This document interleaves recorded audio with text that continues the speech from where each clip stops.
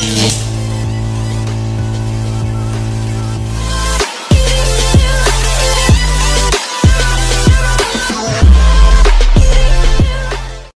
প্রথমে আপনাদের সবাইকে আমার পরিচয়টা দিয়ে নিই। আমি হলাম ফিরোজ হাসান, বাবা মায়ের আদরের ছোট সন্তান। চলেন গল্পে ফিরা যাক, বাকি পরিচয় গল্পে পেয়ে যাবেন। তো আজ আমার অফিসের প্রথম দিন, আর আজকে আমি লেট। আজকে রাস্তায় অনেক জ্যাম ছিল, যার কারণে অফিসে আসতে প্রায় 30 মিনিট লেট হয়। জানি না আজকে আমার কপালে কি আছে। অফিসে আসলাম, কিছু কলিগের সাথে পরিচয় হলাম, পরে নিজের ডেস্কে বসলাম। বসতে না বসতেই পিয়ন আসলো আর বলল, স্যার, আপনাকে ম্যাডাম তার কেবিনে ডেকেছেন। ঠিক আছে, আমি যাচ্ছি। পিয়ন চলে গেল আর আমি ভয়ে ভয়ে ম্যাডামের কেবিনের সামনে গেলাম। কেবিনের দরজায় নক করলাম। ম্যাম, আসতে পারি? আসুন। আমি নিচের দিকে তাকিয়ে কেবিনে প্রবেশ করলাম। জানি না আজকে আমার কি অবস্থা হবে। তো আপনার নাম কি? ফিরোজ হাসান। তো আজকে আপনার অফিসে প্রথম দিন, আর আজকে আপনি লেট, কারণ কি? সরি ম্যাডাম, আজকে রাস্তায় অনেক জ্যাম ছিল, যার কারণে অফিসে আসতে একটু লেট হয়ে যায়। ঠিক আছে, আজকে আপনার প্রথম দিন, তাই কিছু বললাম না। নেক্সট টাইম যেন এমন না হয়। ঠিক আছে ম্যাডাম। যান, ম্যানেজার সাহেব থেকে আপনার কাজটা জেনে নিন। ঠিক আছে ম্যাডাম। বলে যেই আসতে নিব তেমনি চেয়ারের সাথে আমার পায়ের ধাক্কা লাগে। আমি ব্যথায় চিৎকার দিয়ে উঠলাম। তখন ম্যাডাম বলল, কি ব্যাপার, আপনি দেখে চলাফেরা করতে পারেন না? Sorry madam. বলে যেই ম্যাডামের দিকে তাকালাম আমি পুরোপুরি অবাক, কারণ আমার সামনে আমার স্কুল লাইফের ভালোবাসা দাঁড়িয়ে আছে। সাদিয়াকে আমি স্কুল লাইফ থেকে ভালোবাসি, কিন্তু কোনো দিন বলতে পারিনি, কারণ সাদিয়া অনেক রাগে ছিল, তাই ওকে বলার কখনো কোনো সাহস পাইনি। তারপর এসএসসি পরীক্ষা দিয়ে স্কুল থেকে চলে আসলাম, আর কখনো ওর খোঁজখবর রাখিনি। কিন্তু শুনছিলাম সাদিয়ারা নাকি ঢাকা চলে গেছে। আজকে অনেক বছর পর আমি সাদিয়াকে দেখছি। ওকে দেখে মনে হচ্ছে যেন আকাশ থেকে কোনো পরী এসেছে। এত সুন্দর কোনো মেয়ে হয় নাকি? আমি ওর মাঝে হারিয়ে যাচ্ছি। হঠাৎ কে যেন আমার চোখের সামনে চুটকি বাজালো, আর আমি বাস্তবে ফিরে আসলাম। তখন ম্যাডাম বলল, কি ব্যাপার, কোথায় হারিয়ে গেলেন আপনি? সাদিয়া, তুমি এখানে? ঠাস। কি হলো, বোঝেন নাই তাই তো? সাদিয়া তার নরম হাত দিয়ে প্রচণ্ড গতিতে আমার গালে একটা থাপ্পড় মারল। আজকে নিয়ে 2বার সাদিয়া আমার গালে থাপ্পড় মারল। আপনারা আবার ভাইবেন না আমি কোনো লুচ্চামি করছিলাম। স্কুলে থাকতে আমি আমাদের ক্লাসের একটা মেয়ের সাথে কথা বলতেছিলাম, মানে মেয়েটি আমার সাথে কথা বলতেছিল। হঠাৎ কোথা থেকে যেন সাদিয়া আসলো আর আমার গালে প্রচণ্ড গতিতে থাপ্পড় মারে আর বলে, তোকে বলেছিলাম না কোনো মেয়ের সাথে লুচ্চামি করবি না। তখন আমার সাথে যে মেয়েটি আসছিল সে বলল, সাদিয়া, তুই ভুল বুঝছিস, আমি শুধু ওর সাথে পড়ার বিষয় নিয়ে কথা বলতেছিলাম। সাইমা কথাটি বলতে না বলতে ঠাস এবার এটা সাইমার গালে পড়ছে। ও থাপ্পড়টা মেরে চলে যায়। তারপর থেকে কোনো মেয়ে আমার সাথে কথা বলেনি, একমাত্র সাদিয়ার ভয়ে। সাদিয়া আমাকে এত জোরে থাপ্পড় মারবে আমি ভাবতে পারিনি। আমি সাদিয়ার দিকে করুণ দৃষ্টিতে তাকিয়ে আছি। তখন সাদিয়া বলল, আপনার সাহস কি করে হয় আমার নাম নেওয়ার? আপনি কি ভুলে গেছেন এটা অফিস, আর আমি এই অফিসের এমডি, সেজন্য রেসপেক্ট দিয়ে কথা বলুন। সরি ম্যাডাম, ভুল হয়ে গেছে। ইটস ওকে, যান আর ম্যানেজার সাহেব থেকে আপনার কাজটা জেনে নিন। ঠিক আছে ম্যাডাম। বলে চলে আসলাম ওয়াশরুমে, কারণ গালটা প্রচণ্ড ব্যথা করতেছিল। ওয়াশরুমে আসলাম, আয়নার সামনে দাঁড়িয়ে গালটার দিকে তাকালাম। তাকিয়ে আমি অবাক, কারণ গালে 5 আঙ্গুলের দাগ হয়ে আছে। এত জোরে কেউ কাউকে থাপ্পড় মারে? 10 মিনিট লাগিয়ে গালে পানি দিলাম, কারণ কেউ যদি দেখে তাহলে বলবে আমি নিশ্চয়ই কোনো মেয়ের সাথে লুচ্চামি করছিলাম, তাই আমাকে মেরেছে। কিন্তু সত্যি কথাটা তো আপনারা আর আমি জানি। প্লিজ কাউকে বলবেন না, তাহলে আমার ইজ্জত প্লাস্টিক হয়ে যাবে। ওয়াশরুম থেকে এসে নিজের ডেস্কে গেলাম। তারপর ম্যানেজার আমাকে আমার কাজ বুঝিয়ে দিলেন। আমি আমার মাথাটা ঘুরিয়ে দেখলাম সাদিয়ার কেবিনে আমার ডেস্ক বরাবর। আমার ডেস্ক থেকে ওকে দেখা যাচ্ছে। কত অপরূপ সুন্দরী লাগছে ওকে। এক দৃষ্টিতে আমি ওর দিকে তাকিয়ে আছি। হঠাৎ সাদিয়া আমার দিকে তাকালো, আর আমি ওকে দেখে ভ্যাবাচাকা খেয়ে গেলাম। মাথা ঘুরিয়ে নিজের কাজে মনোযোগ দিলাম। কাজ করতে করতে দুপুর হয়ে গেছে, সবাই লাঞ্চ করতে যাচ্ছে, তাই আমিও উঠলাম যে আসতে নিব। তেমনি 4 জন কলিগ আমার সামনে আসলো। তাদেরকে দেখে আমি পুরো অবাক। আমার সামনে আমার স্কুল লাইফের বন্ধু আসলো, মিজান, সাইমা, হাসিব, সোহান। আমি তাদেরকে দেখে অবাক। তখন তাদেরকে বললাম, কী রে, কেমন আছিস তোরা? তারা 4 জন একসাথে উত্তর দিল, আলহামদুলিল্লাহ ভালো আছি, তুই কেমন আছিস? আলহামদুলিল্লাহ ভালো আছি। তারপর ওদের সাথে আরও অনেক কথা বললাম। চল লাঞ্চ করে আসি। চল। আমরা সবাই একসাথে ক্যান্টিনে আসলাম, তারপর খাবার অর্ডার করলাম। আজকে অনেক দিন পর আমরা 4 বন্ধু একসাথে বসলাম, খাবার খেয়ে আবার যার যার কাজে মনোযোগ দিলাম। হঠাৎ সাদিয়ার কথা মনে হলো। সাদিয়ার কেবিনের দিকে তাকিয়ে দেখলাম ও ওর কাজ করছে। জানি না ও লাঞ্চ করেছে কিনা। যাই হোক, নিজের কাজে মনোযোগ দিলাম। বিকেল 5টায় অফিস ছুটি হলো।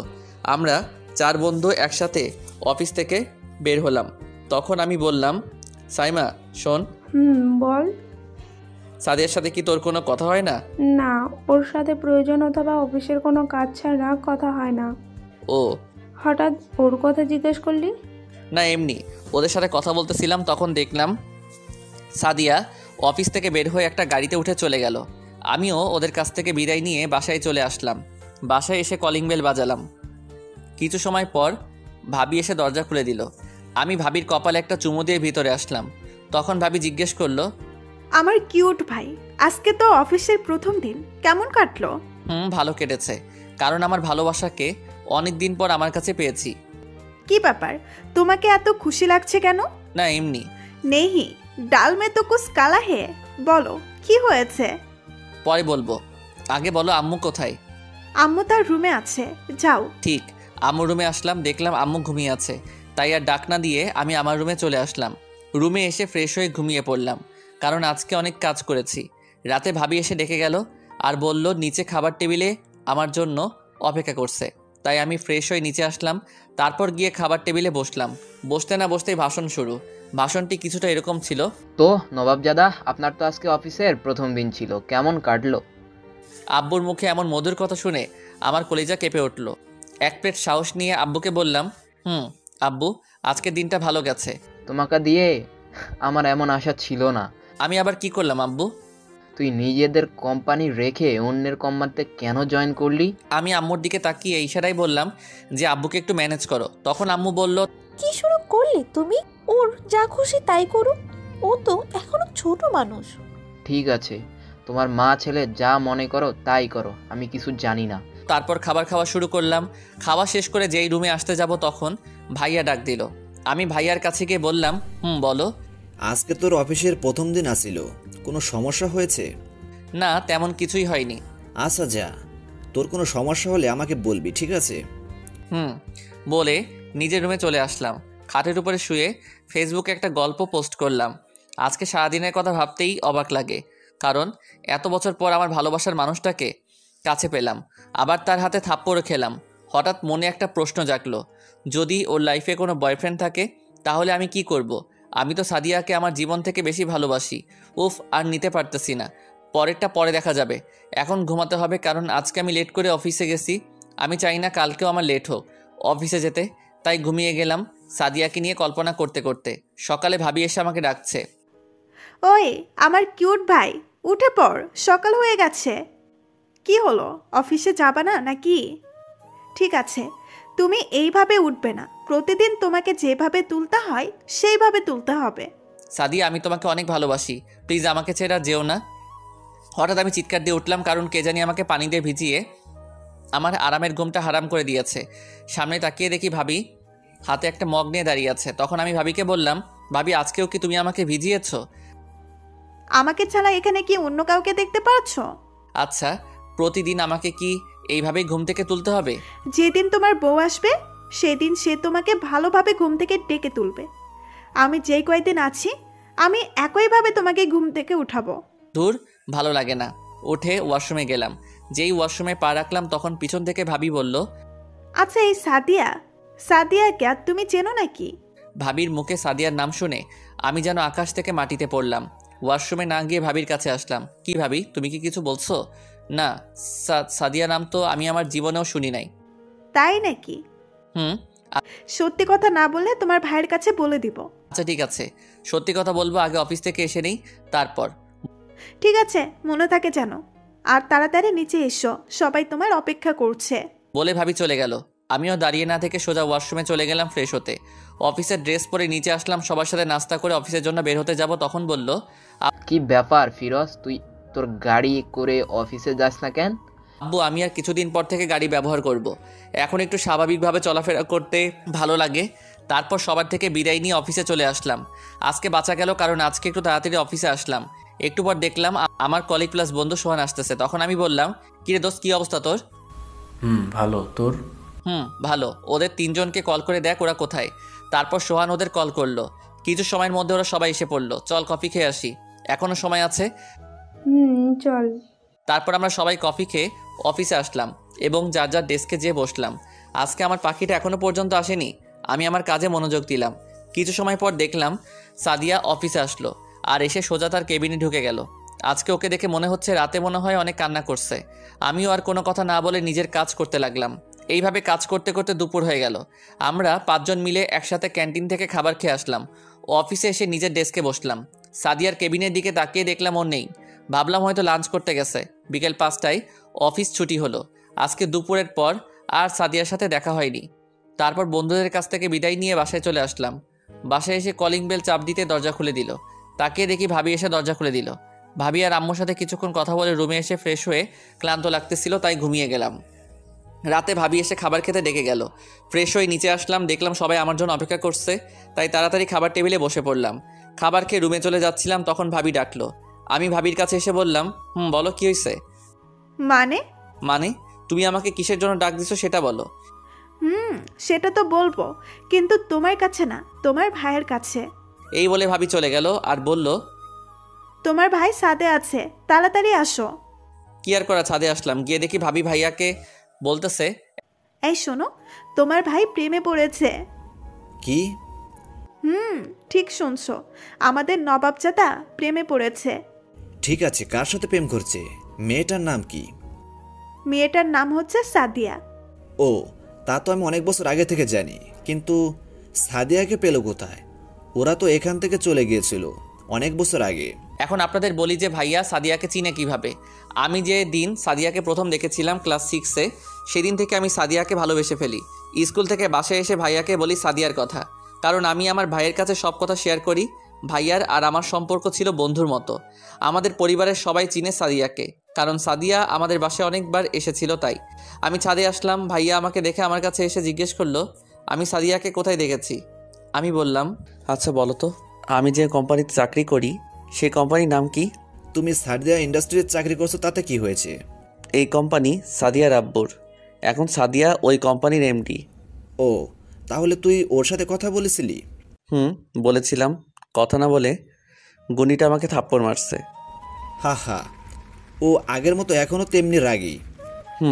এতক্ষণ যাবৎ ভাবি আমার আর ভাইয়ার কথা শুনতেছিল। ভাবি বলল, তার মানে তুই সাদিয়াকে ছোট থাকতে ভালোবাসিস? আরও অনেক কথা বলে নিজের রুমে এসে ঘুমিয়ে পড়লাম। সকালে ভাবি এসে আমাকে ঘুম থেকে তুলে গেল। ফ্রেশ হয়ে নাস্তা করে অফিসের জন্য বের হয়ে গেলাম। এইভাবে চলে গেল 3 মাস। এই 3 মাসে অফিসে ভালো নাম অর্জন করেছি। সাদিয়ার ব্যাপারে অনেক কথা জেনেছি। সাদিয়া এখন পর্যন্ত সিঙ্গেল, আর সাদিয়া আমার প্রতি একটু দুর্বল হয়েছে, সেটা ওর আচার আচরণ দেখলে বোঝা যায়। তো একদিন নিজের ডেস্কে বসে কাজ করতেছিলাম, তখন পিয়ন এসে বলল, স্যার, আপনাকে ম্যাডাম মিটিং রুমে ডেকেছে। ঠিক আছে আপনি যান, আমি যাচ্ছি। পিয়ন চলে গেল। আমি ভাবতেছি আমাকে আবার মিটিং রুমে কেন ডাকলো। তারপর আমি মিটিং রুমে আসলাম। আমি দরজায় নক করলাম, ম্যাডাম আসবো? আসুন। আমি ভিতরে ঢুকে পুরো অবাক, কারণ ভিতরে আমার বন্ধুরা বসে আছে। বসুন। আপনাদের সবার সাথে কিছু জরুরি কথা ছিল, যার জন্য আপনাদের ডাকা হয়েছে। আমাদের কোম্পানিতে একটা নতুন প্রজেক্ট এসেছে, সেটার জন্য আপনাদের 5 জনকে সিলেক্ট করা হয়েছে। কাজটা করতে আপনাদের সবাইকে 1 সপ্তাহের জন্য চট্টগ্রামে আমাদের যে কোম্পানি আছে সে কোম্পানিতে যেতে, আর আমাদের কালকের মধ্যে সেখানে যেতে হবে। কারো কোনো প্রশ্ন আছে? আমরা সবাই একসাথে বললাম, না ম্যাডাম, সবার থেকে বেশি খুশি আমি, কারণ আমাদের সাথে সাদিয়াও যাবে। আজকে আপনাদের ছুটি, আর কাল সকাল 10টায় আমরা রওনা দেব, তো টাইম মতো আসবেন সবাই। এই বলে সাদিয়া চলে গেল। আমরা বন্ধুরা কিছু সময় কথা বলে বাসায় চলে আসলাম। বাসায় এসে সবাইকে জানালাম যে আমি কালকে অফিসের কাজে চট্টগ্রাম যাচ্ছি। বিকেলে ভাবি আমার জামা কাপড় ব্যাগে গুছিয়ে চলে গেল। রাতে ভাইয়ার ভাবি এসে আমাকে জিজ্ঞেস করলো আমরা কে কে সেখানে যাচ্ছি। আমি ভাইয়াকে বললাম আমি, আমার 4 বন্ধু আর সাদিয়া। সাদিয়ার নাম শুনে ভাইয়া ভাবি দুজনকে অনেক খুশি লাগছে। তখন ভাইয়া বলল, দেখো ওর রাগটা ভাঙতে পারছো নাকি? সাদিয়া আমাকে অনেক জ্বালিয়েছে, এখন আমি জ্বালাবো। ঠিক আছে, যা ইচ্ছে করিস, কিন্তু মাত্রা বেড়ে কিছুই করিস না, কারণ ও অনেক রাগী। তখন ভাবি বলল, নিচে গিয়ে খাবার খেয়ে রুমে এসে ঘুমিয়ে গেলাম। কালকে সকালে তাড়াতাড়ি উঠতে হবে। সকালে ভাবি এসে ডেকে গেল। উঠে ফ্রেশ হয়ে রেডি হলাম। নিচে গিয়ে খাবার খেয়ে সবার কাছ থেকে বিদায় নিয়ে চলে আসলাম অফিসের সামনে, কারণ এখানে সবাইকে আসতে বলা হয়েছে। আমি অফিসের সামনে এসে পুরো অবাক সাদিয়াকে দেখে। সাদিয়াকে অপরূপ সুন্দর দেখাচ্ছে। সাদিয়া নীল জামা পরেছে, সাথে এক হাতে কয়েকটা নীল চুড়ি, এক হাতে ঘড়ি, কানে ম্যাচিং ঝুমকা, ঘন চুলগুলি খুলে দিয়েছে, চোখে গাঢ় কাজল টেনে, ঠোঁটে হালকা লিপস্টিক পরেছে। সাদিয়াকে দেখতে নীলপরি নীলাঞ্জনার মতো লাগছে, যার মাঝে অনায়াসে ডুব দেওয়া যায়। আমি এক পলকেই সাদিয়ার দিকে তাকিয়ে আছি। হঠাৎ মনে হলো কে যেন আমাকে ধাক্কা দিচ্ছে। তাকিয়ে দেখি আমার বন্ধুরা। তখন সাইমা বলল। সাইমার কথা শুনে আমার সব বন্ধুরা হেসে উঠল। আর সাদিয়ার দিকে তাকিয়ে দেখলাম ও লজ্জায় লাল হয়ে গেছে। সাদিয়াকে এই অবস্থায় আরও সুন্দর দেখাচ্ছে। তারপর আমরা সবাই একটা প্রাইভেট গাড়িতে উঠলাম। শালারা সাদিয়াকে আমার পাশে বসিয়েছে। আমার আরেক পাশে বসেছে মিজান, পিছনের দিকে বসেছে হাসিব আর সাইমা, আর সোহান বসেছে ড্রাইভারের সাথে। গাড়ি চলছে তার আপন গতিতে। সাদিয়া তার কানে হেডফোন লাগিয়ে আনমনে গান শুনছে, আর আমি এক দৃষ্টিতে ওর দিকে তাকিয়ে আছি। ওর টানা টানা চোখের দিকে তাকালে ওর প্রতি আরও দুর্বল হয়ে পড়ি। কিছু সময়ের পরে সাদিয়া ঘুমিয়ে পড়েছে। আমার কাঁধে মাথা রেখে মন চাচ্ছে এই সময়টাকে এই জায়গাতে আটকে রাখি। আমি ওর কান থেকে হেডফোনগুলো খুলে দিলাম। তারপর সাদিয়ার হাত থেকে মোবাইলটা নিয়ে মোবাইল ওপেন করে দেখে ওয়ালপেপারে আমার ছোটোবেলার ছবি দেওয়া। আমার মনে অনেক আনন্দ লাগছে, কারণ সাদিয়া এখনও আমাকে ভালোবাসে। সাদিয়ার মোবাইলটা ওর ব্যাগে রেখে দিলাম। তারপর আমিও সাদিয়াকে দেখতে দেখতে ঘুমিয়ে পড়লাম। কিছু সময় পর গাড়ি একটা রেস্টুরেন্টের সামনে থামলো। লাঞ্চ করার পর আবার আমাদের জার্নি শুরু। অবশেষে কয়েক ঘন্টা পর আমরা চট্টগ্রামে পৌঁছে গেলাম। আমরা সবাই একটা বাড়ির সামনে নামলাম। সামনে থেকে একটা মেয়ে এসে কিছুক্ষণ কথা বলল। মেয়েটাকে দেখতে অনেক সুন্দর, যে কেউ দেখলে ক্রাশ খাবে নিশ্চিত। তারপর একে একে ম্যাডাম আমাদের পরিচয় করিয়ে দিলেন আর বললেন আমরা এখানে যে কোম্পানিতে কাজের জন্য এসেছি সেই কোম্পানির ম্যানেজার এই মেয়ে। মেয়েটির নাম হচ্ছে রোজা। রোজা বলল আমরা সবাই এই কয়দিন এই বাসায় থাকবো। রোজা আমাদের একে একে আমাদের সবার রুম দেখিয়ে দিল। বাসাটা অনেক বড়, তাই সবার রুম আলাদা। আমার রুমের পাশের রুমটা রোজার। আমি রুমে ঢুকলাম। রুমটা অনেক গোছানো, দেখে ভালো লাগলো। তারপর চলে গেলাম ওয়াশরুমে। ঝর্ণার নিচে পানি ছেড়ে কিছু সময় দাঁড়িয়ে থাকলাম। অনেক ক্লান্ত লাগতেছিল। ফ্রেশ হয়ে এসে রুমে ভালো লাগছিল না, তাই ছাদে গেলাম। ছাদটা অনেক বড়। এক পাশে গিয়ে দাঁড়ালাম। হঠাৎ পিছনে মনে হলো কেউ দাঁড়িয়ে আছে। পিছে তাকিয়ে দেখি রোজা দাঁড়িয়ে আছে। আপনি এখানে কি করছেন? কিছু না, রুমে ভালো লাগছিল না, তাই ছাদে চলে আসলাম। ও, কিছু সময় পর সাদিয়া ছাদে আসলো। এসে বলল, এখানে কি করছেন আপনারা? পিছনে তাকিয়ে দেখি সাদিয়া চোখ লাল করে আমাদের দিকে তাকিয়ে আছে। আমি বললাম, কিছু না ম্যাডাম, রুমে ভালো লাগছিল না, তাই ছাদে আসছিলাম। আমি তাহলে নিচে গেলাম ম্যাডাম, আমার কাজ আছে। এই বলে রোজা নিচে চলে গেল। ম্যাডাম আমার পাশে দাঁড়ালো। আমি আর কোনো কথা না বলে নিজের রুমে আসলাম। এসে ঘুমিয়ে গেলাম। রাতে ফ্রেশ হয়ে নিচে এসে দেখি সবাই বসে আড্ডা দিচ্ছে। আমি গিয়ে তাদের সাথে আড্ডায় জয়েন করলাম। কিছু সময় পর সাদিয়া বলল, কাল থেকে অফিসে যেতে হবে সকাল 9টায়। আমরা বললাম ঠিক আছে ম্যাডাম। তারপর ডিনার শেষ করলাম। তখন সবাই মিলে বসলাম আড্ডা দিতে, কিন্তু ম্যাডাম আমার পাশে বসেছে। অনেক ভালো লাগছিল, কিন্তু সাদিয়াকে জ্বালাতে হবে, তাই আমি সেখান থেকে উঠে এসে রোজার পাশে বসলাম। সাদিয়া আমার দিকে চোখ বড় বড় করে তাকিয়ে আছে, তা আমার বন্ধুরা খেয়াল করেছে। তখন সাদিয়া উঠে তার রুমে চলে গেল। আমার সেখানে খেয়াল না করে আড্ডা দিতে থাকলাম। রাত 11টা বাজে। আমরা সবাই যার যার রুমে চলে এলাম। ঘুমাতে হবে, কালকে আবার অফিস আছে। শুয়ে শুয়ে ভাবতে লাগলাম কাল থেকে সাদিয়াকে কিভাবে চালাবো। কিছু সময় পর ঘুমিয়ে গেলাম। সকালে রোজা এসে ঘুম থেকে ডেকে তুলে গেল। ফ্রেশ হয়ে নিচে চলে আসলাম। নাস্তা করে নির্দিষ্ট সময় সবাই অফিসে চলে আসলাম।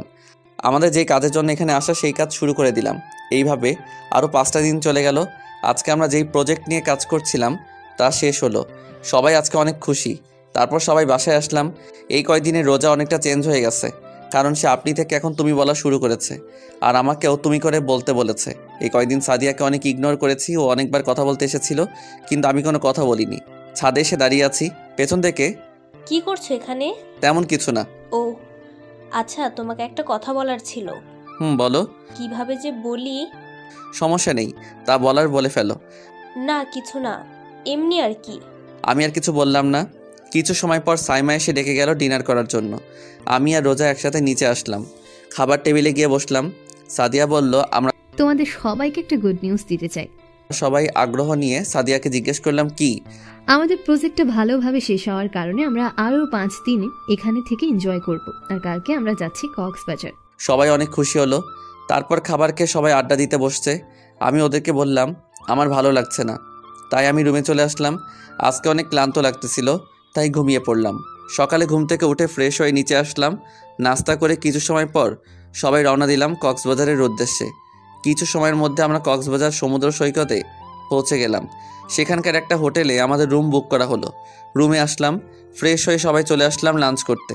রুমে এসে বসলাম, তখন সাইমা রুমে আসলো। কি রে দোস্ত, তুই এমন করছিস কেন? আমি এখন আবার কি করলাম? মানে তুই না সাদিয়াকে ভালোবাসিস, তাহলে তাহলে তুই ওকে এভাবে এমনভাবে ইগনোর করছিস কেন? ভালোবাসি, কিন্তু কিভাবে বলবো তুই বল। তুই তো জানিস সাদিয়া কেমন। বুঝলাম। তুই এক কাজ করে দেখতে পারিস। তবে সাদিয়া তোকে ভালোবাসে নাকি? কি?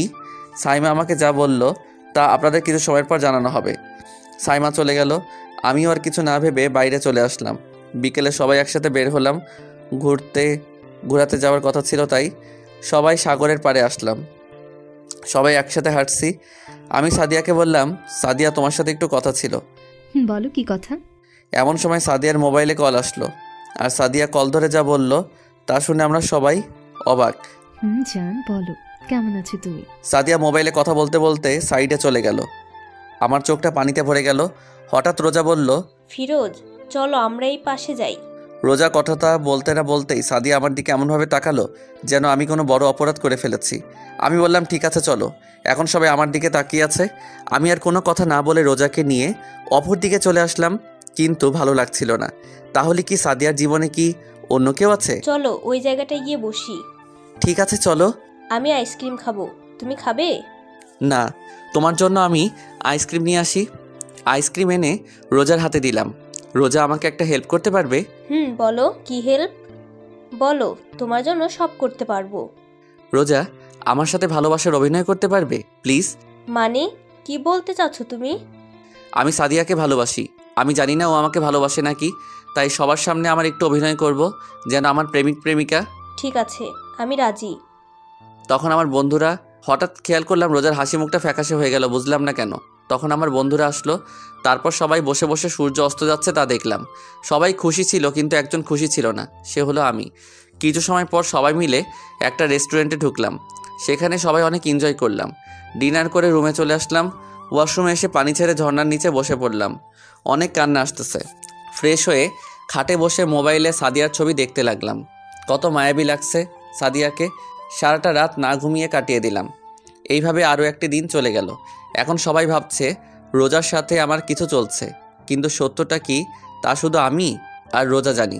সারাদিন সবাই অনেক মজা করলাম, কিন্তু বিকেলবেলা এমন কিছু ঘটবে তা কেউ আশা করতে পারিনি। কারণ বিকেলবেলা আমরা সবাই সমুদ্র পাড়ে হাঁটছি। হঠাৎ রোজা আমার সামনে হাঁটু গেড়ে বসলো আর বলতে লাগলো, ফিরোজ আমি তোমাকে অনেক ভালোবাসি। যেদিন থেকে তোমাকে প্রথম দেখেছিলাম সেদিন থেকে তোমার প্রতি আমার একটা ভালো লাগা কাজ করছে। প্লিজ আমাকে ফিরিয়ে দিও না, আমি তোমাকে অনেক ভালোবাসি। রোজা কথাগুলো বলতে না বলতেই ঠাস ঠাস এমনভাবে 4 থাপ্পড় এসে আমার গালে পড়ে। থাপ্পড়গুলো অনেক জোরে পড়ে, মাথাটা ভনপন করে ঘুরাচ্ছে। সামনে তাকিয়ে দেখি থাপ্পড়গুলো আর কেউ না, সাদিয়া এসে মেরেছে। সবাই অবাক হয়ে সাদিয়ার দিকে তাকিয়ে আছে। সাদিয়া কান্না করতে করতে বলতে লাগলো, তোকে অনেক ভালোবেসেছিলাম, আর তুই ছি, ছোট বলে তোকে যেদিন ছেড়ে চলে গিয়েছিলাম সেই দিন অনেক কান্না করেছিলাম। ভেবেছি তোকে আমি হারিয়ে ফেলেছি। তোকে যেদিন অফিসে দেখেছিলাম তখন তোকে দেখে অনেক খুশি হয়েছিলাম। মনে হচ্ছিল আমি আমার হারিয়ে যাওয়া ভালোবাসাকে আবার খুঁজে পেয়েছি। সেদিন তোকে থাপ্পড় মেরেছিলাম কারণ তোর প্রতি আমার অনেক অভিমান হয়েছে। সেদিন রাত্রে বাসায় গিয়ে অনেক কেঁদেছিলাম, তোকে থাপ্পড় মেরেছিলাম তাই। আবার খুশিতেও, কারণ আল্লাহ তাআলা আমাকে আবার ভালোবাসা ফিরিয়ে দিয়েছে। আমি ভেবেছিলাম তোকে প্রপোজ করব, কিন্তু তুই তো আমার সাথে কথাও বলতি না। হঠাৎ নতুন প্রজেক্ট আসে, তাই আমি ভাবি তোকে সেখানে ঘুরতে গিয়ে প্রপোজ করব, কিন্তু তুই এখানে এসে আমাকে একবারই ইগনোর করছিস। ভেবেছিলাম হয়তো অভিমান করেছিস, তাই কক্সবাজার আসার প্ল্যান করি। ভেবেছিলাম এখানে তোকে প্রপোজ করব, কিন্তু তুই এখানে এই মেয়ের সাথে লুচ্চামি করছিস। আর কখনো আমার সামনে আসবি না, আমি তোকে ঘৃণা করি। I hate you. বলে সাদিয়া কান্না করতে করতে চলে গেল। সাদিয়ার পিছে আমার বন্ধুরাও চলে যদি কোনো সমস্যা হয় তাই। আর আমি সেই জায়গায় মূর্তি হয়ে দাঁড়িয়ে আছি। আমি কি করলাম? যেই মেয়ে আমাকে এত ভালোবাসে আমি তার ভালোবাসার পরীক্ষা নিচ্ছিলাম। ও আপনাদের তো বলা হয়নি সেই দিন সাইমা আমাকে কি বলেছিল, তাহলে শুনুন, মানে পড়ুন। বুঝলাম। তুই এক কাজ করে দেখতে পারিস। তবে সাদিয়া তোকে ভালোবাসে নাকি? কি করতে হবে? শোন, মেয়েরা যাকে ভালোবাসে তাকে অন্য মেয়েদের সাথে দেখতে পারে না। তাই তুই এক কাজ কর, সাদিয়ার সামনে অন্য মেয়েদের সাথে থাকবি, কথা বলবি, তাহলে দেখতে পারবি সাদিয়া তোকে ভালোবাসে নাকি। বেশি কিছু হবে না, আমি আছি তো। আমি আর কিছু না বলে রুম থেকে বের হয়ে যাই। বাইরে এসে সাইমার কথাগুলো বলছিলাম, হঠাৎ কাঁধে কারো স্পর্শ করে পিছনে তাকিয়ে দেখি রোজা। কি হয়েছে তোমার? কোনো সমস্যা? না, কোনো সমস্যা নাই। তারপর রোজা সেখান থেকে চলে যায় আর আমিও রুমে চলে আসলাম আর এসে শুয়ে পড়লাম। বাকিগুলো আপনারা তো জানেনই। সেখানে বসে বসে ভাবছিলাম আমি এটা কি করে ফেললাম, কেন ওর ভালোবাসার পরীক্ষা নিতে গেলাম। মেয়েটা কত ভালোবাসে আমাকে আর আমি তা বুঝতে পারলাম না। অনেক কান্না করলাম, আমার ভুলের কারণে আজকে এমন হলো। অনেক লেট করে হোটেলে আসলাম। নিজের রুমে এসে দেখলাম সব বন্ধুরা বসে আছে সাদিয়া আর রোজা ছাড়া। হঠাৎ ঠাস সোহান আমাকে থাপ্পড় মারলো আর বলতে লাগলো, কেন এমন করেছিস ওর সাথে? ও তো স্কুল লাইফ থেকে তোকে ভালোবাসতো, তাই তো ও কোনো মেয়ের সাথে তোকে মিশতে দিত না। তারপরে তুই বুঝলি না? আমি সোহানাকে জড়িয়ে ধরে বললাম, ভাই বিশ্বাস কর, আমি শুধু ওর মুখ থেকে বের করতে চেয়েছিলাম যে ও আমাকে ভালোবাসে। তুই কি জানিস না মেয়েদের বুক ফোটে কিন্তু মুখ থেকে কথা বের হয় না? সরি দোস্ত, আমি আর এমন করব না। সাদিয়াকে বল না একবার আমার সাথে কথা বলতে। সাদিয়া তো বিকেল থেকে এসে রুমে ঢুকেছে আর বের হয়নি। ওকে অনেক ডেকেছি তবুও কোনো কাজ হয়নি। কথাটা শোনা মাত্র আমি দৌড়ে সাদিয়ার রুমের দরজার সামনে দাঁড়িয়ে অনেক ঢাকলাম, কিন্তু ও দরজা খুললো না। আমার বন্ধুরা আমাকে ধরে রুমে নিয়ে আসলো। রাত না ঘুমিয়ে কাটিয়ে দিলাম আমরা। সকালবেলা এমন কিছু হবে তা আমি ভাবতেই পারিনি। ভোর রাতে সাইমা, সোহান, হাসিব, মিজান ওরা সবাই ঘুমিয়ে যায়। সকালে সবার ঘুম থেকে ওঠার আগে আমি সাদিয়াকে রুমের সামনে আসলাম। আধা ঘন্টা লাগিয়ে দরজায় নক করলাম। তারপর সাদিয়া এসে দরজা খুলে দিল। সাদিয়াকে দেখে আমার চোখে কান্না এসে পড়লো। এ মনে হয় সারা রাত না ঘুমিয়ে কান্না করতে করতে কাটিয়ে দিয়েছে। চেহারাটা একদম বাজে দেখাচ্ছে, চোখের নিচে কালো দাগ হয়ে গেছে। হঠাৎ আমি ওর হাতের দিকে খেয়াল করলাম, ওর হাতে ওর জামা কাপড়ের ব্যাগ। মনে হচ্ছে ও এখান থেকে চলে যাবে। আমার ভাবনা কাটিয়ে সাদিয়া বলল, একটু সাইড হয়ে দাঁড়ান, আমি বের হব। আমার ওর চলে যাওয়ার কথা শুনে আমার রাগ উঠে গেলে রাগে ওর হাত ধরে রুমের ভিতরে নিয়ে দরজা লাগিয়ে দিলাম। সাদিয়া ভয়ে চুপসে গেছে, এটা ওর চেহারা দেখে বোঝা যাচ্ছে। কোথায় যেতে চাচ্ছিলে? কি হলো, এমন মরা কান্না করছো কেন? কেউ কি মারা গেছে? আমি কাউকে জবাব দিতে বাধ্য নই। সাদিয়া, তুমি কালকে যা দেখেছো তা সব ভুল।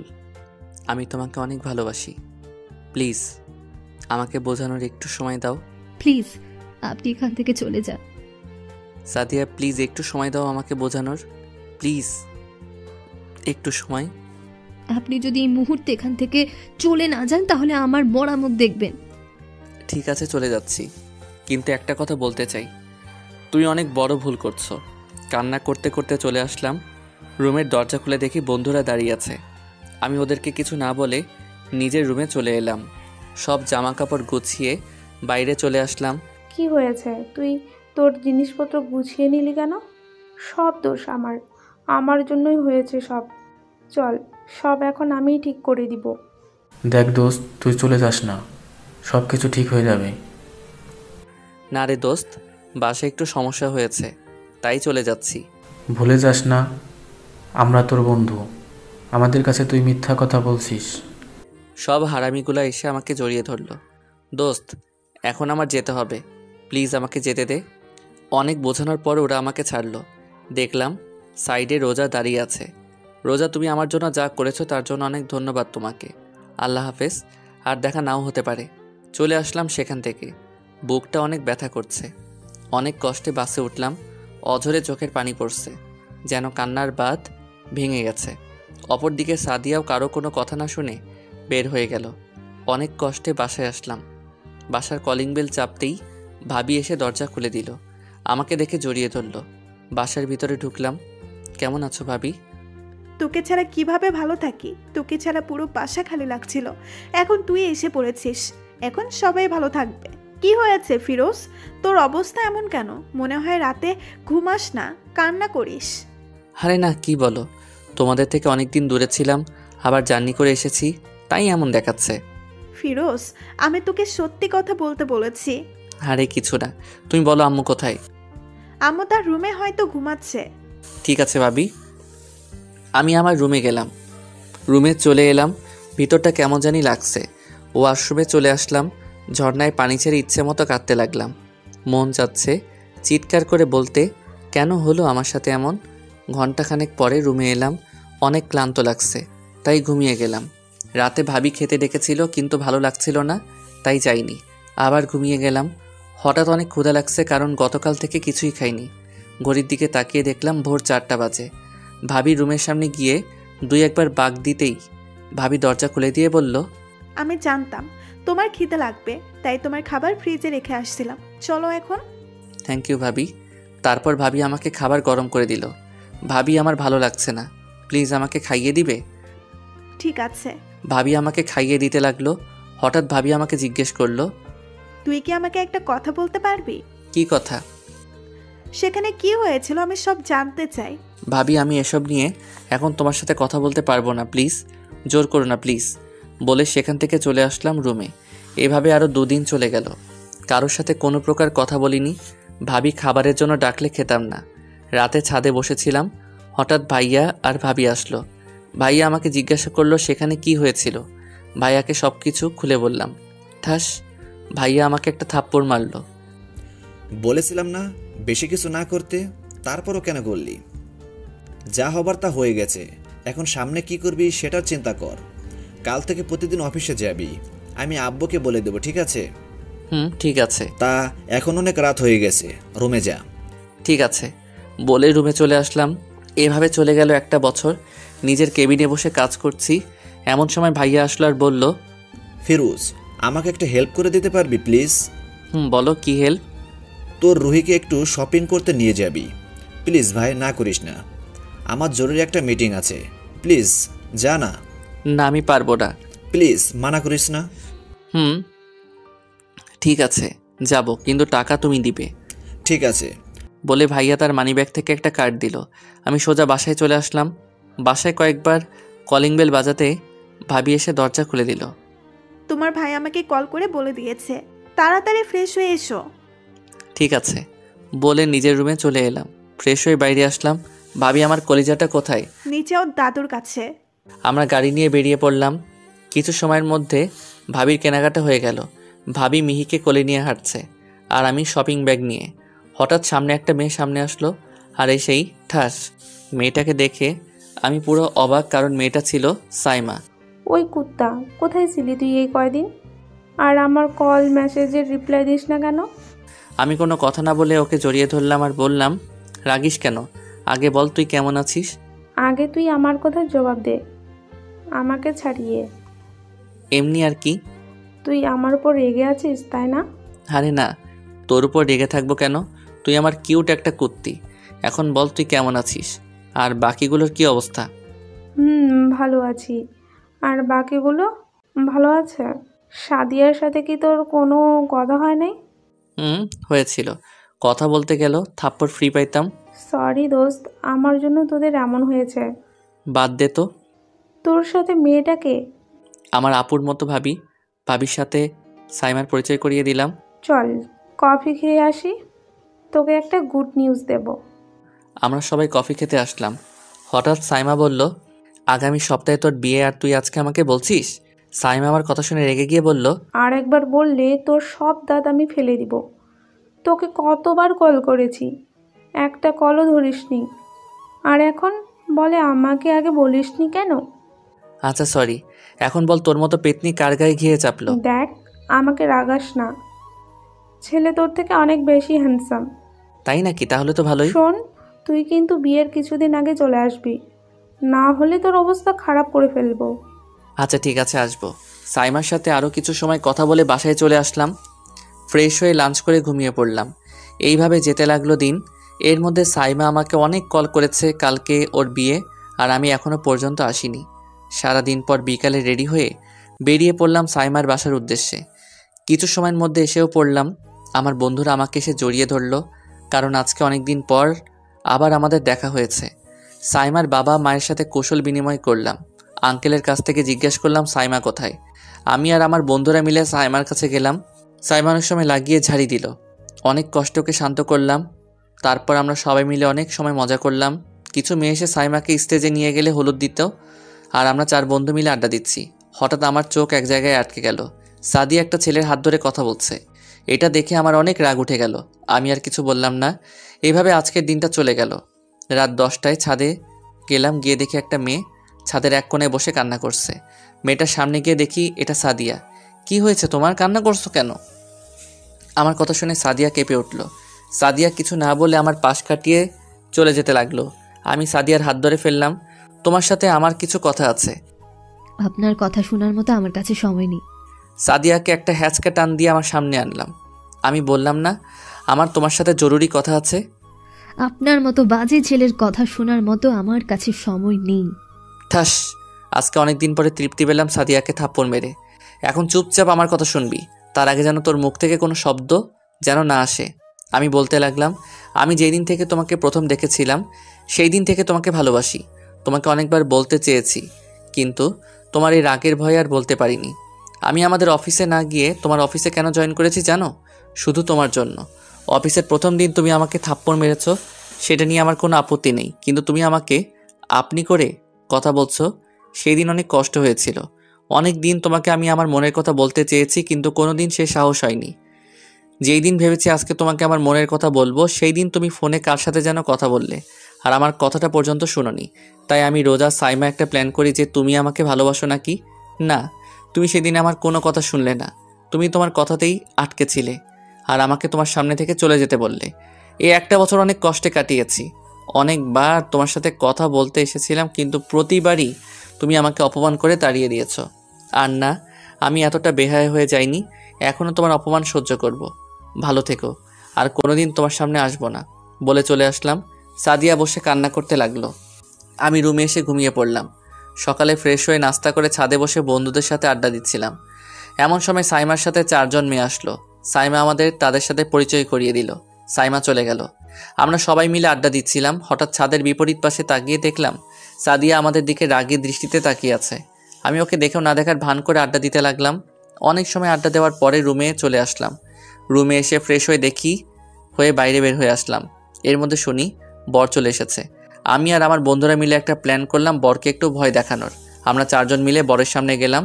বরের সামনে আমি বন্ধুদের উদ্দেশ্য করে বললাম, ওই তোরা ওকে সাইডে নিয়ে আস। আজকে ওকে মেরে ওর লাশ নদীতে ফেলে দিব। ও আমার ভালোবাসাকে বিয়ে করতে এসেছে। তোর সাহস তো কম না, তুই আমাদের উপর কথা বলিস। হঠাৎ আমাদের পিছন থেকে সাইমা বলে উঠল, কী রে, তোরা এখানে কি করছিস? আমরা সবাই একসাথে উত্তর দিলাম, কিছু না, তোর বরের সাথে কথা বলছিলাম। তোদেরকে আমার চেনা আছে, তোরা কেমন? আরে তোর বরকে জিজ্ঞেস করে দেখ আমরা কেউ কিছু বলেছি কি। ভাই তুমি বলো তো, আমরা তোমাকে কিছু বলেছি কি? ঠিক আছে, বাদ দে। এখন তোদের সাথে ওর পরিচয় করিয়ে দেই। ও হচ্ছে শুভ, আমার হবু স্বামী। আমাদের ওর বরের সাথে পরিচয় করিয়ে দিল। সাইমা ওর স্বামীকে উদ্দেশ্য করে বলল, আমরা সাইমা আর ওর বরের সাথে ওর কিছু সময় ফাইজলামি করলাম। কিছু সময়ের মধ্যেই সাইমার বিয়ে হয়ে গেল। আজকে অনেকবার সাদিয়া কথা বলতে এসেছিল, কিন্তু ওর উপর একটু বেশি রাগ হয়ে গেছে, তাই কোনো কথা বলিনি। সবার থেকে বিদায় নিয়ে বাসায় চলে আসলাম। বাসায় এসে ফ্রেশ হয়ে সবার সাথে কিছু সময় কথা বলে খাবার খেয়ে ঘুমিয়ে পড়লাম। সকালে ঘুম থেকে উঠে ফ্রেশ হয়ে নিচে গিয়ে দেখি সবাই কী নিয়ে যেন কথা বলছে। আমাকে দেখে সবাই চুপ হয়ে গেল। আমি আর কিছু না বলে খাবার খেতে লাগলাম। হঠাৎ ভাইয়া বলল, ফিরোজ, আজকে বিকেলে তুই মালয়েশিয়ায় যাচ্ছিস। আমি ভাইয়ার কথা শুনে ভাইয়ার দিকে তাকিয়ে রইলাম। ভাইয়া আবার বলতে শুরু করলো, মালয়েশিয়ায় আমাদের একটা অফিস আছে, সেখানে কিছু সমস্যা দেখা দিয়েছে, তাই আমাদের মধ্যে কাউকে সেখানে যেতে হবে। কিন্তু আমি কেন? কারণ আমার একটা জরুরি মিটিং আছে, আর আব্বুর বয়স হয়েছে, তাই আব্বুও যেতে পারবে না, তাই তোকে যেতে হবে। ঠিক আছে আমি যাব, কিন্তু কয়েকদিনের জন্য যেতে হবে। 4 দিনও লাগতে পারে, আবার 5 দিনও। আর আজকে বিকেল 5টায় তোর ফ্লাইট। আচ্ছা ঠিক আছে। খাবার শেষ করে রুমে চলে এলাম। ভাবি আমার জামা কাপড় ব্যাগে গুছিয়ে দিচ্ছে, আর আমি বসে পাবজি খেলছি। এভাবে কিছু সময় চলে গেল। দুপুরে লাঞ্চ করে সবার থেকে বিদায় নিয়ে আমি আর ভাইয়া এয়ারপোর্টের উদ্দেশ্যে রওনা দিলাম। অবশেষে ফ্লাইটে উঠলাম। ফ্লাইট টেক অফ করলো মালয়েশিয়ার উদ্দেশ্যে। অবশেষে চলে আসলাম মালয়েশিয়ায়। অফিসের ম্যানেজার আমাকে নিতে আসলো। এভাবে চলে গেল 3টা দিন। কালকে বাংলাদেশে আবার চলে যাব। রাতে ডিনার করে ঘুমিয়ে পড়লাম। সকালে উঠে ফ্রেশ হয়ে লাঞ্চ করে এয়ারপোর্টের উদ্দেশ্যে রওনা দিলাম। কিছু সময়ের মধ্যেই বাংলাদেশে পৌঁছে গেলাম। এয়ারপোর্ট থেকে বের হয়ে দেখে আমার পরিবারের কেউ নেই। হঠাৎ ড্রাইভার আমার সামনে এসে বলল। আমি কিছু না বলে গাড়িতে উঠলাম। গাড়ি চলছে তার আপন গতিতে। এর মধ্যে আমি বাসায় অনেকবার কল করেছি, কিন্তু কেউ ফোন রিসিভ করেনি। মনের ভিতর কেমন জানি একটা সন্দেহ সৃষ্টি হলো। আর কিছু না ভেবে কিছু সময়ের মধ্যেই বাসায় পৌঁছে গেলাম। কিন্তু বাসায় পৌঁছে আমি পুরো অবাক। পুরো বাস ডেকোরেশন করা হয়েছে। আমি ভাবতে লাগলাম আজকে কি এমন যে এত আয়োজন করা হলো। বাসার কলিং বেল বাজাতেই ভাবি এসে দরজা খুলে দিল। কেমন আছো ভাবি? ভালো আছি, তুই কেমন আছিস? ভালো। আচ্ছা ভাবি, আজকে কি বাসায় কোনো অনুষ্ঠান আছে? আব্বু আম্মুর কাছে জিজ্ঞাসা করো, জানতে পারবে। আব্বু আম্মু কোথায়? তারা তাদের রুমে আছে। আমি আর কোনো কথা না বলে আব্বু আম্মুর রুমে চলে গেলাম। আমার মনে একটা খটকা লেগে আছে। রুমে গিয়ে দেখি আব্বু আম্মু ভাইয়া বসে আছে। কি নিয়ে যেন কথা বলছিল, আমাকে দেখে সবাই চুপ হয়ে গেল। আমার টাইমলাইন নিয়ে গল্প দেওয়া হয়েছে, আপনারা চাইলে পড়তে পারেন। রুমে ঢুকা মাত্র ভাইয়া জিজ্ঞেস করলো, আসতে কি কোনো সমস্যা হয়েছে? না। হঠাৎ আব্বু বলল, ফিরোজ বসো, তোমার সাথে কিছু কথা আছে। আব্বু ফ্রেশ হয়ে আসি, তারপরে কথা বলি। আমি বলছি না তোমার সাথে কিছু কথা আছে। আম্মুর পাশে গিয়ে বসলাম। হঠাৎ আব্বু এমন কথা বলবে সেটা আমি ভাবতেই পারিনি। আজকে রাতে তোমার বিয়ে, সবাইকে ইনভাইট করা হয়েছে। কি? ঠিক শুনেছ, আজকে তোমার বিয়ে। আমি আম্মুর দিকে তাকালাম। আম্মু কিছু বলছে না।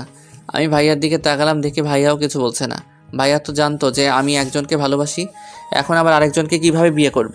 আব্বু আবার বললো পালিয়ে যাওয়ার চেষ্টা করো না। কি বলবো কোনো ভাষা খুঁজে পাচ্ছি না। আবুলের মতো সবার দিকে তাকিয়ে আছি। কিছু না বলে রুমে চলে আসলাম। আমার পিছনে ভাইয়া আর ভাবিও আসলো। ভাইয়া আব্বু তা বলেছে, তা কি সত্যি? কার সাথে আমার বিয়ে ঠিক করা হয়েছে? আব্বু বাসার কাউকে কিছু বলেনি যে কার সাথে তোর বিয়ে ঠিক করেছে? কি পাগল নাকি? একটা মেয়েকে না দেখে কিভাবে বিয়ে করব? চিন্তা করিস না, আব্বু যদি তোর জন্য মেয়ে পছন্দ করে থাকে তাহলে ভালো মেয়েই পছন্দ করেছে। আমি ভাবির দিকে তাকালাম, উনি কিছু বলছে না। এই বলে ভাইয়া ভাবি চলে গেল। আমি মাথায় হাত দিয়ে ফ্লোরে বসে পড়লাম। কি করব কিছুই মাথায় আসছে না। চোখ দিয়ে নিজের অজান্তেই পানি বের হচ্ছে। প্যান্টের পকেট থেকে তাড়াতাড়ি মোবাইল করে সাদিয়াকে ফোন করলাম, কিন্তু ফোন বন্ধ। বন্ধুদেরও ফোন দিলাম, ওদের ফোনও বন্ধ। শালারা আজকে মনে হয় মরে গেছে। ওয়াশরুমে চলে আসলাম। ঝর্ণায় পানি ছেড়ে ঝর্ণার নিচে বসে পড়লাম। ঘন্টাখানেক পরে রুমে আসলাম। মনে একটা খটকা লেগে আছে, আর সেটা হলো সবাই আমার থেকে কিছু একটা লুকানোর চেষ্টা করছে। নিচে চলে আসলাম। আম্মু খাবার দিল, খাবার খেয়ে রুমে চলে এলাম। আর কিছু না ভেবে ঘুমিয়ে পড়লাম। হঠাৎ করে চিল্লাচিল্লির আওয়াজে আমার ঘুমটা ভেঙে গেল। তাকিয়ে দেখি আমার হারামি বন্ধুরা আমার রুমে আড্ডা দিচ্ছে। আমি হালকা পাতলা টাসকি খেয়ে গেলাম, কারণ সব হারামিগুলা আমার রুমে বসে আছে আর আমাকে ডাক দেয়নি। আমি কিছু না বলে ওয়াশরুমে আসলাম। একটু ফ্রেশ হয়ে রুমে আসলাম। সাদিয়া বলল, ট্রিট লাগবো? যে আমার বাপের কাছ থেকে ট্রিট নেই। কেন, বিয়ে করছিস তুই আর ট্রিট দিবে আঙ্কেল? কারণ এই বিয়েতে আমার কোনো মত নেই, আমাকে জোর করে করানো হচ্ছে। ঠিক শুনেছিস, কোনো লাভ নেই। কিছু সময়ের মধ্যেই বাসায় অতিথি আসা শুরু করলো। সাইমা ওর স্বামীর সাথে নিচে চলে গেল, আর আমার বাকি 3 হারামি আমাকে হালাল হতে সাহায্য করছে, মানে রেডি হতে। অবশেষে ইসলামিক নিয়ম মেনে আমার বিয়ে হয়ে গেল। ভিতরটা কেমন যেন একটা খালি খালি লাগছে। কারোর সাথে কোনো কথা না বলে ছাদে চলে আসলাম। ছাদে দাঁড়িয়ে আছি, পেছনে আমার বন্ধুরাও আসলো, আর শালারা কি নিয়ে যেন হাসাহাসি করছে। আমার রাগ উঠে গেল। আমি ওদের কাছে গিয়ে বললাম, তোরা কি আমাকে একটু একা থাকতে দিতে পারবি? ওরা আমার চেহারার দিকে তাকিয়ে আর কিছু না বলে নিচে চলে গেল। আমি ছাদের এক কর্নারে গিয়ে বসে এক মনে চাঁদের দিকে তাকিয়ে আছি। রাত 1টা বাজে। ভাইয়া ছাদে আসলো, আমাকে দেখে বলল, কিরে তুই এখন পর্যন্ত রুমে যাস নাই? আমি কিছু বলছি না, চুপচাপ দাঁড়িয়ে আছি। মেয়েটা সেই কখন থেকে একা বসে আছে, যা তাড়াতাড়ি রুমে যা। কি হলো, আমার কথা কানে যায়নি? রুমে যা বলছি। এখন আমি রুমের সামনে দাঁড়িয়ে আছি।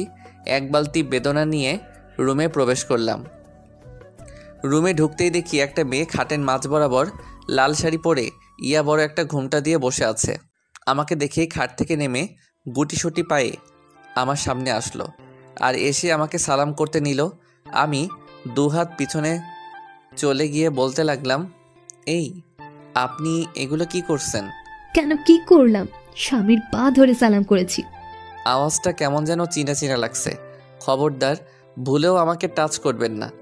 আমি আপনাকে স্ত্রী হিসেবে মানি না, আর আমি অন্য কাউকে ভালোবাসি। মেয়েটা তোর ঘুমটা উঠিয়ে বলল। কি বললি আবার বলতো? আপনি ঠিক শুনেছেন, আমি অন্য কাউকে ভালোবাসি। খবরদার অন্য কোনো মেয়ের নাম যেন তোমার মুখে না শুনি। আমার মুখ আমি নিবই। আমি জানি তুমি আমাকে এখনো ভালোবাসো, প্লিজ আমাকে ক্ষমা করে দাও। দেখুন আমার ঘুম পাচ্ছে, আমি ঘুমাবো। কি আজ কি আমাদের বাসুরা, তার আজকে তুমি বলছো তোমার ঘুম পেয়েছে? আমি কোনো কথা না বলে খাটে একপাশে শুয়ে পড়লাম। সাদিয়া আমার সামনে এসে বলল, আচ্ছা, আমার একটা কথার উত্তর দিবা? কি? তুমি আমাকে দেখে কি অবাক হও নাই কেন? জানতো কানের সামনে ঘ্যান ঘ্যান কইরেন না। সাদিয়া আর কিছু না বলে বেলকনিতে চলে গেল। আমি আর কিছু না বলে ঘুমিয়ে পড়লাম। হঠাৎ বুকে ভারী কিছুর একটা অনুভব করলাম। চোখ খুলে তাকিয়ে দেখি সাদিয়া আমার বুকে গুটিসুটি মেরে ঘুমোচ্ছে। ওর চেহারা দেখে বোঝা যাচ্ছে ও কান্না করেছে। ও, আপনাদের তো বলা হয়নি। আমি জানলাম কেমনে যে সাদিয়াই আমার বউ? তাহলে শুনুন, মানে পড়ুন। সন্দেহ এক, আমি যেই দিন মালয়েশিয়া থেকে বাড়িতে এসেছিলাম, আব্বু আম্মুর রুমে ঢুকতেই শুনি তারা সাদিয়াকে নিয়ে কথা বলছে, আর আমাকে দেখেই চুপ হয়ে যায়। সন্দেহ দুই, ভাইয়া ভাবি সাদিয়াকে নিয়ে কোনো কথাই বলেননি, যেন তারা চিনেনি না সাদিয়াকে। সন্দেহ তিন, আমি সাদিয়াকে কল করলাম কিন্তু ও ফোন ধরেনি। পরে সব বন্ধুদের কল করলাম, ওদের ফোন বন্ধ দেখাচ্ছে। তখন আরেকটা সন্দেহ হয়েছে যে কিছু তো একটা প্ল্যানিং করেছে সবাই মিলে। আর তখন বিয়ে হয় সাদিয়ার বাবা মাকে দেখে কনফার্ম মেয়ে আমার বিয়ে সাদিয়ার সাথে হয়েছে। আমি এখনও সাদিয়াকে আমার জীবন থেকে বেশি ভালোবাসি। আর 2 দিন পর সাদিয়ার বার্থডে, তাই ভাবলাম এই 2 দিন সাদিয়ার সাথে ও বাকি সবার সাথে একটু মজা নেই। সাদিয়ার জন্য অনেক বড় একটা সারপ্রাইজ আছে, যেটা ওর বার্থডের দিন দিব। সাদিয়াকে জড়িয়ে ধরে ঘুমিয়ে পড়লাম। সকালে সাদিয়াকে আগে আমার ঘুম ভেঙে গেল। দেখলাম সাদিয়া এখনও আমার বুকে বাচ্চা মেয়ের মতো ঘুমাচ্ছে। ওর চেহারায় কিছু চুল এসে পড়েছে, তাই ওর চুলগুলো ঠিক করে দেই। হঠাৎ সাদিয়া জেগে গেল, আর আমি চোখ বন্ধ করে নিলাম। মনে হয় আমাকে দেখে ফেলেছে। পরে দেখি হঠাৎ সাদিয়া আমার ঠোঁটে কিস করলো। এই মাইয়ার কি কোনো লজ্জা শরম নাই? সাদিয়া বলতে লাগলো, আমি জানি তুমি আমাকে অনেক ভালোবাসো, আর আমিও তোমাকে অনেক ভালোবাসি। আর আমি ওর কাণ্ড দেখে হাসছি। আবার ঘুমিয়ে পড়লাম, কারণ আমি এত সকালবেলা ঘুম থেকে উঠি না। হঠাৎ আমার মুখে পানির ফোঁটা আসছে। চোখ খুলে তাকিয়ে দেখি সাদিয়া আমার মাথা বরাবর ওর ভেজা চুলগুলো দিয়ে আমার চেহারায় পানি দিচ্ছে। অনেক রোমান্টিক একটা ফিলিংস কাজ করছে। আমি সাদিয়ার দিকে এক দৃষ্টিতে তাকিয়ে আছি, আর সাদিয়া আমার দিকে তাকিয়ে আছে। হঠাৎ দরজায় নক পড়তেই আমাদের দুজনের ঘোর কেটে গেল।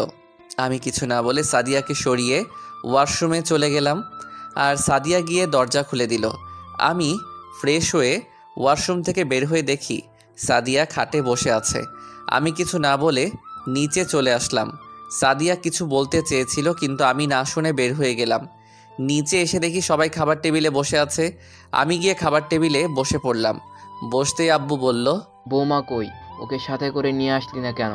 সাদিয়া কিছু না বলে একটা শুকনা হাসি দিল। আমি খাবার খেয়ে যেই উঠতে যাব, তখন আব্বু বলল, আজকে রুমাকে আর বৌমাকে তাদের বাসা থেকে নিতে আসবে, তাই রেডি থেকো। আমি কোনো কথা না বলে রুমে চলে গেলাম। খাটে শুয়ে মোবাইল চালাচ্ছি। কিছু সময় পর সাদিয়া আসলো। ও আমার সামনে এসে কোনো কথা না বলে আমার বুকের উপর শুয়ে পড়ল। কি ব্যাপার, আপনি আমার বুকের উপর শুয়ে পড়লেন কেন? এটা আমার স্বামীর বুক, আমার যা মন চায় আমি তাই করব। আপনার কি?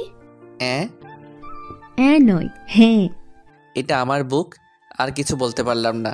তার আগে সাদিয়া আমার আর ওর ঠোঁট জোড়া এক করে দিল। সরি, প্লিজ আমাকে মাফ করে দাও। আমি বেশি জোরে কামড় দিতে চাইনি। আমি কিছু না বলে ওয়াশরুমে চলে গেলাম। আয়নায় তাকিয়ে দেখি বেশি কাটে নেই, অল্প একটু কেটেছে। ওয়াশরুম থেকে বের হয়ে দেখি সাদিয়া রুমে নাই। তাই আমি বেলকনিতে গিয়ে বসে মোবাইলটা চালাতে লাগলাম। সাদিয়া রুমে আসলো, আমাকে দেখতে না পেয়ে বেলকনিতে আসলো। আমি বুঝলাম সাদিয়া এসেছে, তাই মোবাইলটা কানে দিয়ে আবল তাবল বলতে লাগলাম, জান কি করতেছো? আরে না, কাল রাতে আমাদের মধ্যে কিছুই হয়নি। আমি শুধু তোমাকে ভালোবাসি আর কাউকে না।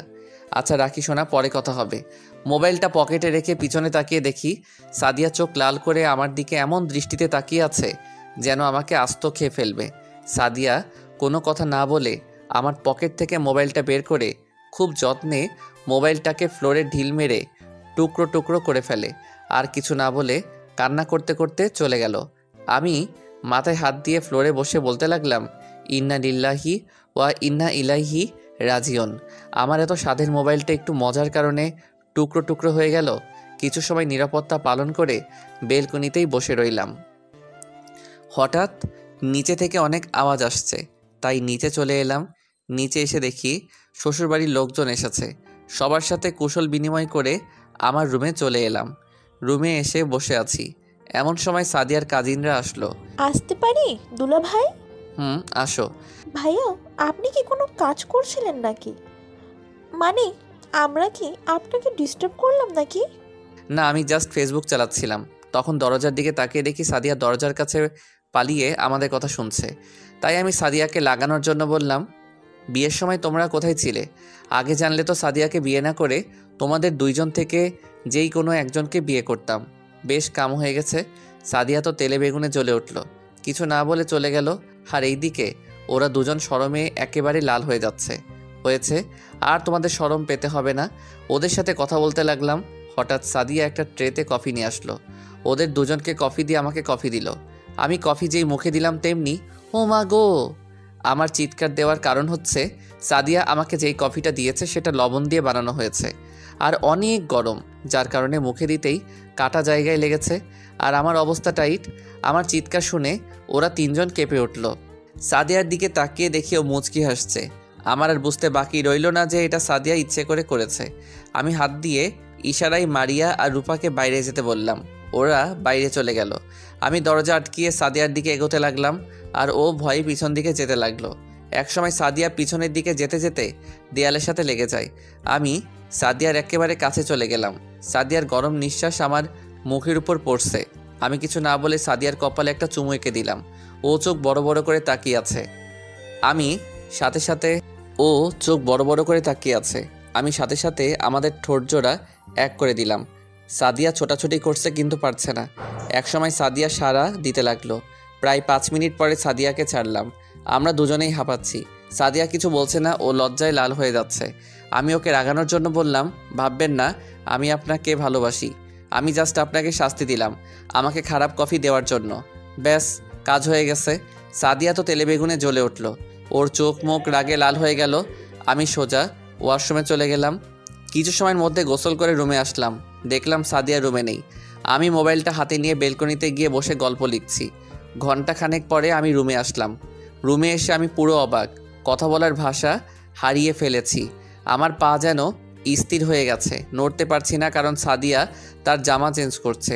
হঠাৎ আমাকেও দেখেই যে চিৎকার দিতে যাবে, আমি কোনোভাবে দৌড় দিয়ে সাদিয়ার মুখে হাত দিয়ে রাখলাম।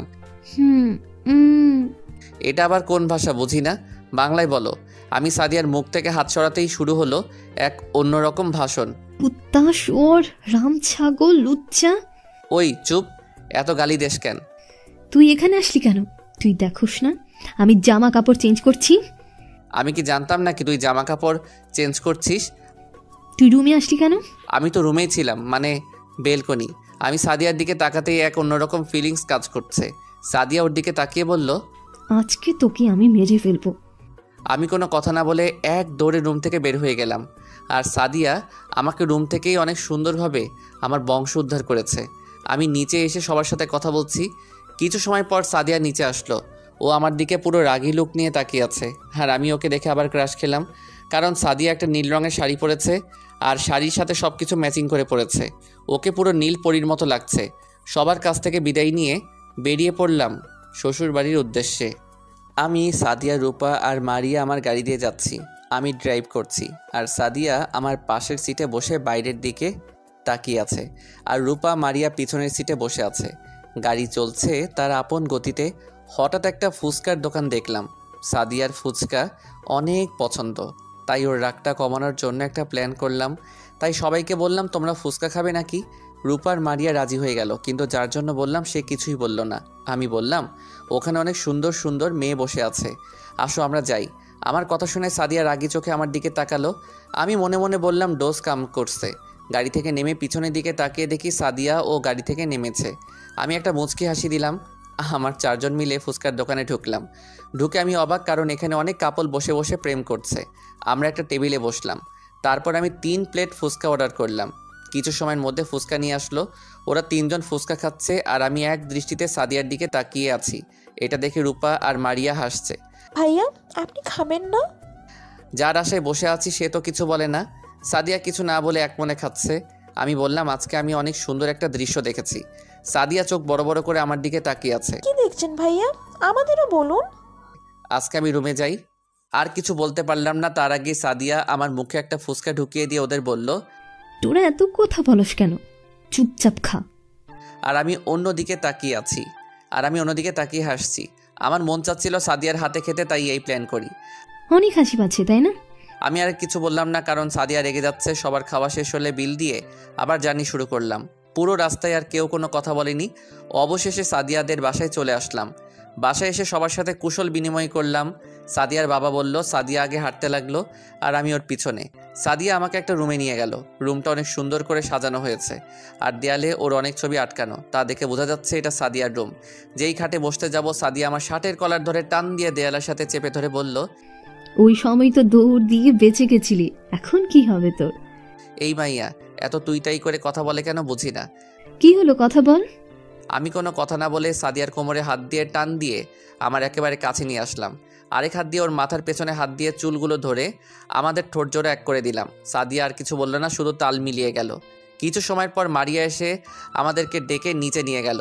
তারপর আর কি শুরু হলো জামাই আদর নামের টর্চার। আমি আর খেতে পারছি না, তাই সাদিয়ার দিকে তাকালাম। কিন্তু এই মাইয়ার তো কোনো খেয়ালই নেই, এক মনে খেয়ে যাচ্ছে। আমি সাদিয়াকে অনেকভাবে ইশারা করলাম, কিন্তু সে আমার দিকে তাকাইয়ে না। তাই বাধ্য হয়ে মারিয়াকে বললাম, জানো মারিয়া, আজকে আমি আর সাদিয়া অনেক সুন্দর একটা দৃশ্য দেখেছি, তাই না সাদিয়া? আমার কথা শুনে সাদিয়ার খাবার আটকে গেল গলায়। পানি খেয়ে বলল, আম্মু আর খেতে পারবে না, ওকে অনেক টর্চার করেছো। আমি সাদিয়ার দিকে তাকিয়ে একটা হাসি দিলাম, কারণ ডোজ কাজ করেছে। অতঃপর আমাকে টর্চার করা শেষ হলো। হঠাৎ মারিয়া বলল, ভাই তুমি কি জানি দেখছো, বলো না। সবাই আগ্রহ নিয়ে আমার দিকে তাকিয়ে আছে। আজকে আমি আরে কিছু না, উনি এমনি বলছেন। সাদিয়ার দিকে তাকিয়ে মুচকি হেসে রুমে চলে এলাম। এভাবেই সারাদিন চলে গেল। রাতে আমি রুমে বসেছিলাম, এমন সময় সাদিয়া আসলো। এসে আমার সামনে এসে দাঁড়িয়ে আছে। আমি কিছু না বলে ওয়াশরুমে চলে গেলাম। ওয়াশরুমে গিয়ে ভাবতে লাগলাম, হঠাৎ ওর আবার কি হলো, আরও বিকেলে কোথায় গিয়েছিল। কিছু সময় পর রুমে আসলাম। রুমে এসে দেখি সাদিয়া খাটে বসে আছে আর ওর হাতে একটা নতুন মোবাইল। আমাকে দেখে সাদিয়া আমার সামনে এসে বলল, নাও, এটা তোমার জন্য। কেন? তোমার মোবাইলটা তো আমি ভেঙে দিয়েছিলাম, তাই এটা তোমার জন্য কিনে নিয়ে এসেছি। আপনার মোবাইল আমার লাগবো না। ওই কি করলি তুই? দেখ, ভালো মতো বলছি, মোবাইলটা নে, না হলে মায়ের একটাও নিচে পড়বে না। কি আর করার, মোবাইলটা নিতে হলো। মোবাইলটা অনেক সুন্দর। হঠাৎ সাদিয়া আমাকে দেয়ালের সাথে চেপে ধরে বলল, আর কোনো দিন যেন তোমাকে অন্য কোনো মেয়ের সাথে কথা বলতে না দেখি। যদি দেখি তুমি অন্য মেয়ের সাথে কথা বলছো, সেদিন আমি কি করব আমি নিজেও জানি না। আমি কথা বলবো। আর কিছু বলতে পারলাম না, তার আগে সাদিয়া আমার আর ওর ঠোঁট এক করে দিল। রাতে ডিনার করে সবার সাথে কিছু সময় কথা বলে রুমে চলে এলাম। রুমে একা ভালো লাগছে না, তাই বেলকনিতে চলে গেলাম। কিছু সময়ের পর সাদিয়া রুমে আসলো। আমাকে রুমে না দেখে বেলকনিতে আসলো। এসে আমাকে দেখে আমার কোলে বসে পড়লো। কি করছো এখানে? কিছুই না। তুমি কি জানো কালকের পরের দিন কি? কি? তুমি কি সত্যিই ভুলে গেছো? জেনেও না জানার ভান করে। কেন, কি এমন যে মনে রাখতে হবে? না, তেমন কিছু না, আমার ঘুম পাচ্ছে, আমি ঘুমোতে গেলাম। সাদিয়া উঠে চলে গেল আর আমি ওখানেই বসে রইলাম। বুঝলাম যে সাদিয়া কষ্ট পেয়েছে। কিছু সময় পর সাদিয়া যখন ঘুমিয়ে গেল, তখন ভাইয়াকে কল করলাম। কল রিসিভ করলো। হ্যালো ভাইয়া। কেমন আছিস তোরা? ভালো আছি। তো কিসের জন্য কল করা? বেশি কিছু না, একটা ছোটোখাটো হেল্প লাগবে। কি হেল্প? কালকের পরের দিন সাদিয়ার বার্থডে। আচ্ছা ঠিক আছে, আর কিছু বলতে হবে না, সব আয়োজন আমি করছি, তুই নিশ্চিন্তে থাক। ভাই আরেকটা কথা আছে। বল। সাদিয়া যেন এই ব্যাপারে কিছু না জানে। আচ্ছা ঠিক আছে। ভাইয়া আরেকটা কথা। আবার কি? I love you. হয়েছে, আর পাম দিতে হবে না। আচ্ছা রাখি, এই বলে ফোনটা কেটে যেই পিছনে তাকালাম আমি পুরোপুরি শক, কারণ সাদিয়া চোখ মুখ লাল করে আমার পিছনে দাঁড়িয়ে আছে। মনে হয় সব কথা শুনে ফেলেছে। আজকে আমি শেষ। হঠাৎ সাদিয়া বলল, ওই তুই কাকে আই লাভ ইউ বললি? আমার ভিতর দিয়ে একটা শান্তির হাওয়া বয়ে গেল। হাসিটা কোনোভাবে চেপে রেখে বললাম, আমি আমার পার্সোনাল ব্যাপার আপনাকে বলবো কেন? দেখ, বলতে বলেছি, তুই কাকে বললি? আমি কাউকে জবাব দিতে বাধ্য নই। ঠিক আছে, আমি তোর জীবন থেকে সরে যাব। কালকের পরের দিনই তুই ডিভোর্স পেপার পেয়ে যাবি। সাদিয়া রুমের বাইরে চলে গেল, আর আমি বলদের মতো ওই জায়গাতেই দাঁড়িয়ে আছি। সারা রাত চলে গেল, কিন্তু সাদিয়া রুমে আসলো না। আমিও সারা রাত না ঘুমিয়ে কাটিয়ে দিলাম। সকাল 9টা সাদিয়া ও তার আম্মু নাস্তা বানাচ্ছে। আমি রুমে থেকে বের হয়ে সোজা ডাইনিং রুমে চলে এলাম। আমি সাদিয়ার বাবাকে বললাম, আঙ্কেল, আমার একটু জরুরি কাজ আছে, আমার এখন যেতে হবে। ঠিক আছে, আপনারা টেনশন নেবেন না, আমি দেখছি। এই বলে সাদিয়ার রুমে চলে আসলাম। রুমের বাইরে দাঁড়িয়ে আছি। অনেকক্ষণ যাবৎ সাদিয়াকে ডাকলাম, কিন্তু ওর কোনো রেসপন্সই নেই।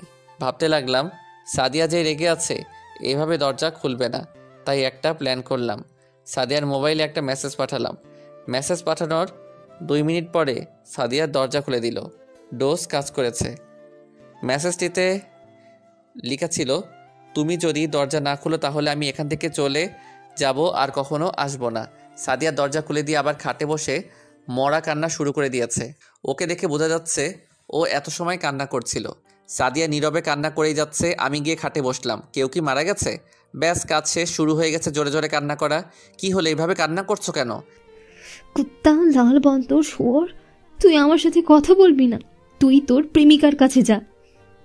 আমি তো আমার প্রেমিকার সাথেই আছি। বললাম, আমি তো এতক্ষণ আমার প্রেমিকার সাথেই ছিলাম, তাই তোকে একটু সময় দিতে এলাম। আমার কথা শুনে সাদিয়া আরও রেগে গিয়ে আমাকে টান দিয়ে বিছানায় শুইয়ে দিয়ে আমার উপরে বসে শুরু করলো এলোপাথারি। আরে কি করছিস, লাগছে তো? কি বললি? আজকে তোকে আমি মেরে ফেলবো। তুই কোন ডাইনির সাথে ছিলি বল? ঠিক আছে বলবো, এখন বাইরে যাব, চল। আমি তোর সাথে কোথাও যাব না। ঠিক আছে, তোর যাওয়া লাগবে, কিন্তু কিন্তু কি? তোর মতো আটার বস্তা আমার উপরে বসে আছে, আমি মরে গেলাম, নাম তাড়াতাড়ি। সাদিয়া রাগে অভিমানে আমার উপর থেকে নেমে বেলকনিতে চলে গেল। আমিও ওর পিছনে বেলকনিতে গেলাম। গিয়ে দেখিও কান্না করছে। চলো বাসায় যেতে হবে, আব্বু কল করেছিল। সাদিয়া আমার দিকে চোখ বড় বড় করে তাকিয়ে আছে, কারণ আমি এই প্রথম ওকে তুমি বললাম। কি হলো, কথা কানে যায়নি?